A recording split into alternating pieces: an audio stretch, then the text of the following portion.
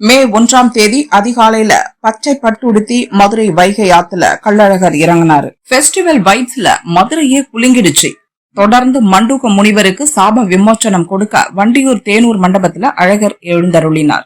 துர்வாச முனிவரின் சாபத்தால சுதபஸ் என்ற முனிவர் மண்டூகமா மாறினார். மண்டூகம் அப்படின்னா தவளை.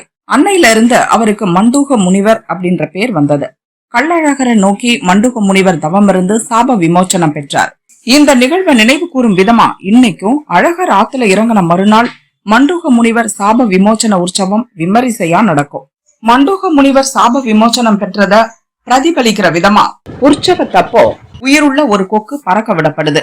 கொக்கு பிடிக்கிறது அவ்வளவு ஈஸி கிடையாது. இதுக்காக சுற்று வட்டார விளைநிலங்கள்ல தண்ணீர் பாய்ச்சி நிலத்தை நல்லா உழுதுடுவாங்க. குறைஞ்சது 2-3 நாள் காத்திருக்கணும். புழுவ சாப்பிட வரும் கொக்க பதுங்கி இருந்து பிடிக்கிறது பெரிய சவால் தான். பல தலைமுறையா கொக்கு பிடிக்கும் கைங்கரியத்தை தேனூர் கிராமத்தை சேர்ந்த குடும்பத்தினர் செஞ்சுட்டு வராங்க.